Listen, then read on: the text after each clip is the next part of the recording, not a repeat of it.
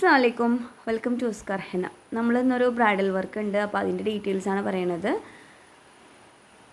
കുഞ്ഞുണിക്കരയാണ് work വന്നത്. ഇവിടെ നിന്ന് ഒരു അരമണിക്കൂർ ഡിസ്റ്റൻസേ ഉള്ളൂ. അപ്പോൾ നമ്മൾ ടൂ വീലറിൽ പോകാമെന്നാണ് വിചാരിച്ചത്. ബ്രൈഡിന് ഇതേപോലത്തെ അറബിക് ബഞ്ചസ് മതി എന്നാണ് ആദ്യം പറഞ്ഞത്. ഒരു ഡിസൈൻ ആ കുട്ടി അയച്ചു തന്നിരുന്നു, അതേപോലെ വൈൻസ് ലീവ്സൊക്കെ ഉള്ള അറബിക് ഡിസൈൻ. അപ്പോൾ ഞാനൊരു റെഫറൻസിന് വേണ്ടിയിട്ട് ജസ്റ്റ് ഒന്ന് ചെയ്ത് നോക്കിയതാണത്.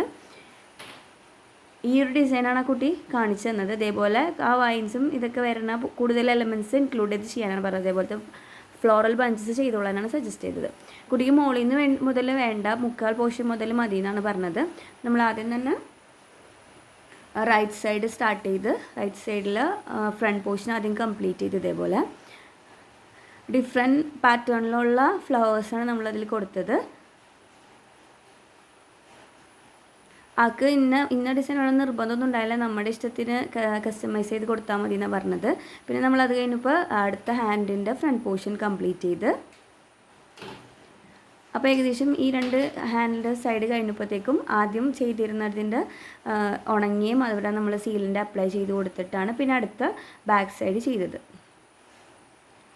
റൈറ്റ് സൈഡിൻ്റെ ബാക്ക് സൈഡിൽ വന്ന ഡിസൈൻ ഇതാണ്. ഡിഫറെൻറ്റ് ഫ്ലോറലാണ് നമ്മൾ എല്ലാ ബഞ്ചസിലും യൂസ് ചെയ്തേക്കുന്നത്.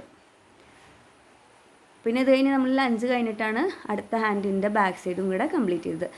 ലെഗിൽ കുട്ടിക്ക് വേണ്ടാന്ന് പറഞ്ഞു, പിന്നെ അതേപോലെ തന്നെ നെയിലും കളർ വേണ്ടാന്നാണ് പറഞ്ഞത്. ഇതാണ് നമ്മുടെ ഡിസൈനിൻ്റെ ഫൈനൽ ലുക്ക്. ബ്രൈഡിന് നല്ല ഇഷ്ടമായിരുന്നു നമ്മുടെ ഡിസൈനിങ്.